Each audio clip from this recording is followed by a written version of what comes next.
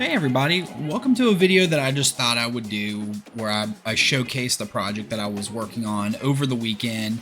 Let's see, it was during, the 5th through the 6th, or the 4th through the 6th of October 2024.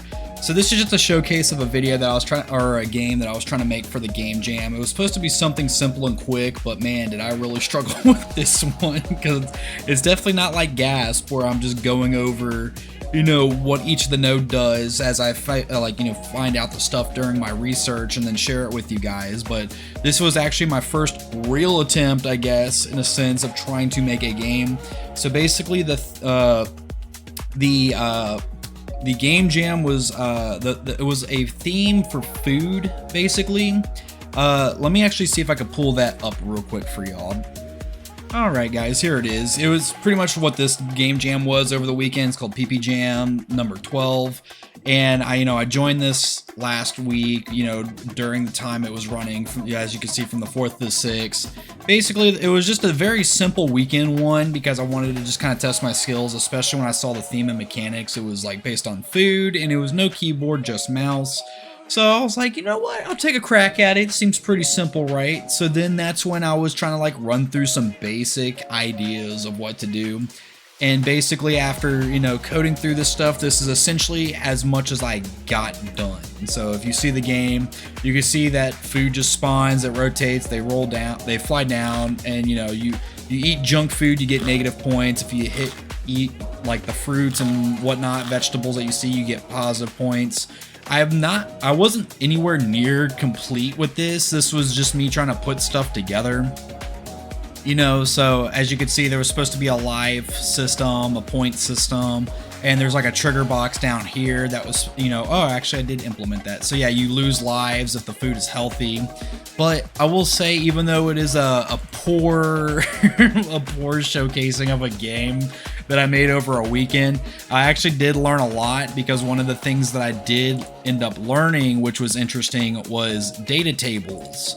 Like, this was actually very fascinating, because I instead of trying to make 10 different food items or actors, I essentially was like, how can I make this like nightmare mode for me? And I was like, wait, I remember that one video where this dude talked about data tables. I barely understand structures. Let me figure that out. So it is cool that how I figured this out, where, I got to make a structure file, of stuff relating to what I want the foods to do, like, give the foods a name, like what type are they, stuff like that, and then was able to feed them into the table. So as you could see, like, for example, we got an apple, it's healthy, and that's an enum, so it can be junk food or healthy food.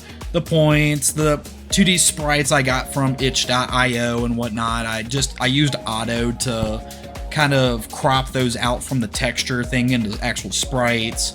Generated false speeds, like stuff like that. So I did learn some interesting stuff to where I would like to take data tables into the future. They are very fascinating the way they hold data. So I was, so within my content drawer, if I go to my blueprints, I was actually just able to have a food item, and then that food spawner spawns a random food from that data table based off of this reference, where it's like, hey, I get the data table row names, spit them out into an array, and then, once you do that, update the item that spawns. You basically just get that, because I switched it into a variable, I just grab a random row name and throw that into this, and then I create my food item struct. So this is essentially updating on every tick.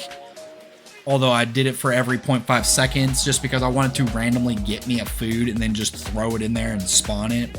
So really cool. I also learned more about the set timer by function, so now I know how these work in a sense. I've always been confused by this. I've always just tried to do like what is it? And normally when I would try to run functions or whatever, it'd always be on the event tick, but this actually kind of like opened my eyes onto how to use this. So that was pretty cool too. So I did learn a lot with this Game Jam, and I'm trying to participate in another one, so that's why y'all are seeing like a delay in videos, just because I'm trying to do more of those kind of projects to enhance my skills, because I struggle with coming up with like good project ideas and trying to develop something out of them. So this is just something to help me also pass the time. So that's pretty much it. I wanted to showcase my, you know, fantastically, awesomely built game to y'all, where, yeah, it's, you know, something a Christian mother would love. So other than that, guys, that's it for my showcase. So, you know, I'll probably do more in the future if I do other game jams where I'll showcase y'all my failures and hopefully eventually successes. So be on the lookout for those successes. So other than that, guys, y'all have a great day and take care.